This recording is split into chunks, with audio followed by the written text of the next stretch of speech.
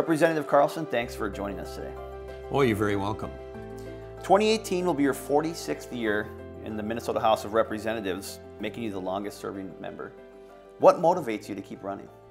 Well, I have to give a little bit of my background as to why I'm interested in public policy.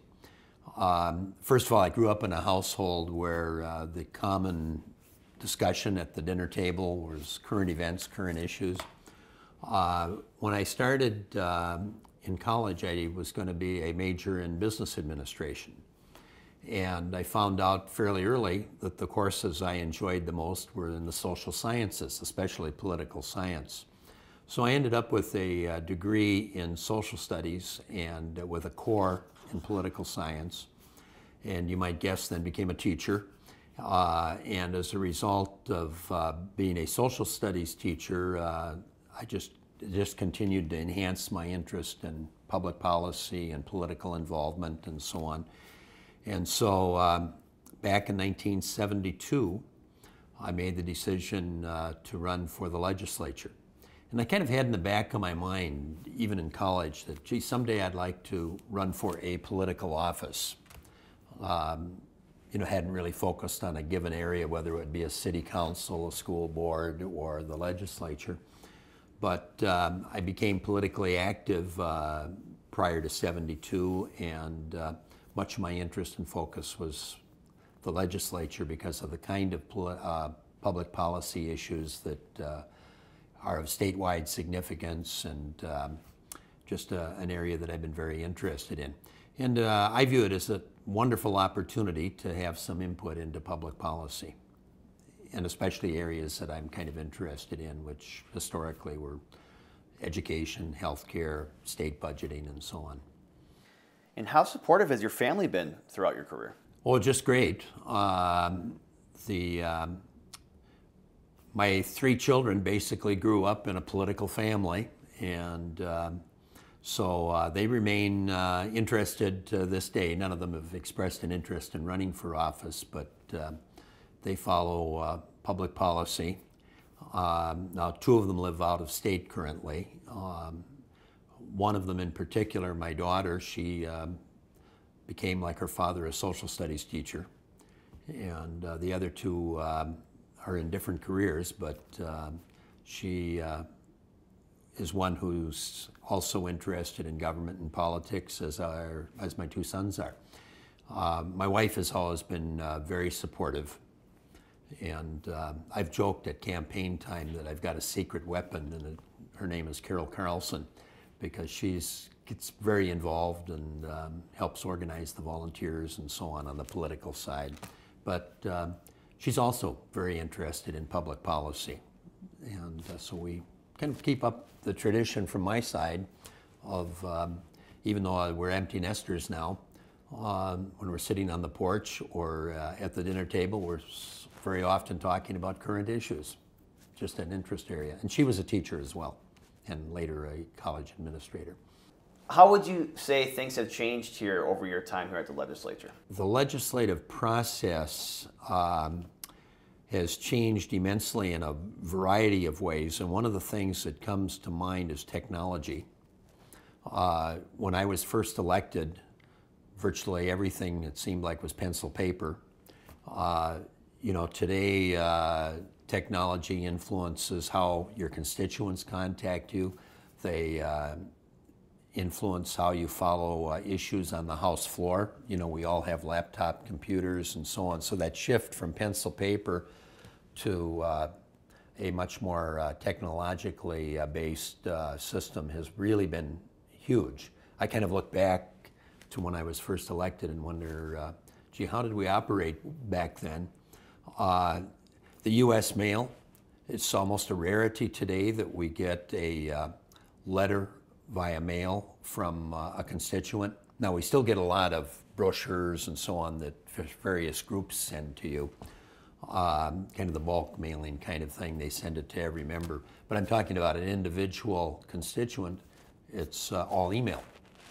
And the phone doesn't ring as much as it did, because they're emailing you rather than phoning you or dropping you a letter in the mail. I tell constituents, if you really want to kind of stand out, write a letter.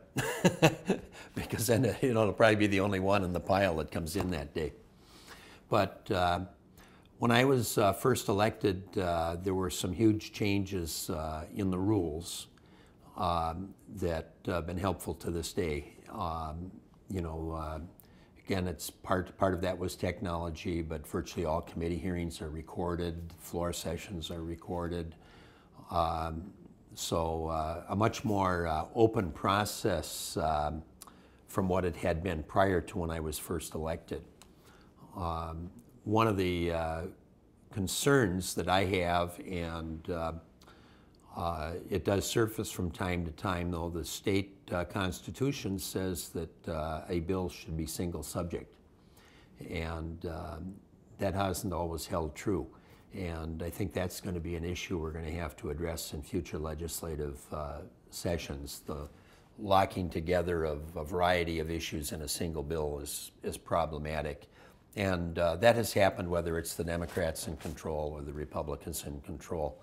And I think we have to take a good look at that constitutional requirement and go back to what the founders of the state and the drafters of the Constitution had in mind, and that would be the single subject rule. And can you tell us a little bit about District 45A and what you hear from constituents, some of the issues that they care about? It's northwest suburban area. The cities that I currently represent, and through the years that's changed with redistricting every 10 years, but I currently represent parts of Crystal, New Hope, and Plymouth. And it's an area that is a typical suburban area in many respects. For example, always education is huge in the area. People are very interested in their schools. They're very interested in a quality educational opportunity for their children. I have a lot of constituents that follow higher education. We have a pretty good mix of the higher ed institutions that they select. We get a fair number that attend, for example, the tech college system, the community college system. We've got 2 campuses that are not in my district but are relatively close. But because of our location, we have a number that attend our University of Minnesota, some of our private colleges. So higher education is of high interest.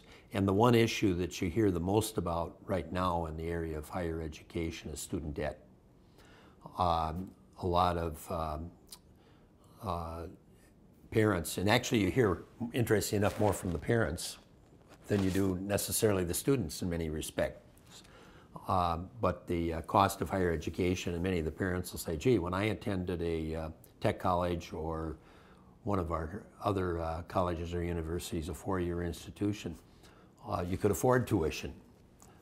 Now our children are having to take out loans and so on to complete a degree, and so they're concerned about student debt and what that means. So that's a huge issue, and one that I hope we're able to continue to address. We've done some things in recent sessions, but I think that's important that we ensure that there's that access, but when somebody graduates, they can move into the mainstream without having that huge debt. They can buy a home, purchase a car, and all the things that people want to do when they finally have their degree and are prepared to move into their careers. Outside of your length of service, is there any particular legislative accomplishment that you're most proud of?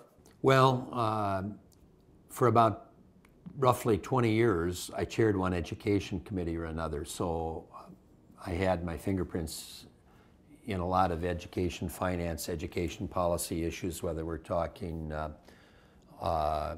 early ed through grade 12 or whether we're talking about higher ed education. Going back to one of the things that I said was an important issue, and that was the cost of attendance. I was the architect and worked very closely with Governor Perpich when we revamped the financial aid program, which is by and large with us today, and that ensures access for students to attend a college or a university. There are just so many things, but one thing I was quite proud of, I initiated and got the very first all-day kindergarten programs funded. It was a limited number. There were 50 of them statewide.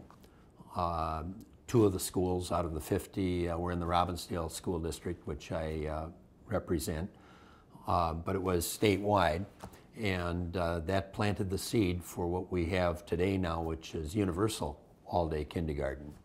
And one of my high interest areas that I've been working on in recent years is preschool, because one of the big issues in the state of Minnesota remains the achievement gap. And I think one of the ways that we can begin to resolve that is preparing children better when they enter school.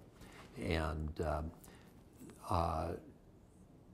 children that are falling behind, they learn and they advance, but that gap remains, you know, so they're not stagnant, but it's how you close that gap between different student groups, and that has to be something we address, and there's a lot of bipartisan interest in doing that. There may be some pretty good debate as to what the best approach is, but I think there's a lot of interest, school board members, business community, you know, because of the interest in a quality workforce. But that would just touch on a couple of things. I could point to some healthcare legislation that, when I was first elected, I chaired what was known as the Model Health Committee. And so I was totally immersed in health issues probably for the first decade that I was here. And I could point to a number of things that now are a bit of ancient history, but they're still there. With everything that you've seen here at the Capitol, what advice would you give to a young person who is just getting into politics or maybe thinking about running for office? Interestingly, I've had 2 meetings recently with constituents that have asked that same question. And what I advised both of them was to get involved with the political party of their choice is one avenue, but another avenue is community involvement. There's a lot of opportunities there, you know, my way, but this is true in virtually every community in the state. You know, there are private nonprofits that are looking for volunteers. You begin to build connections. Virtually every city has their various boards and commissions that you can serve on. All of that helps develop contacts and an understanding of the role that government would play. So it helps prepare you for running for office if you choose to one day.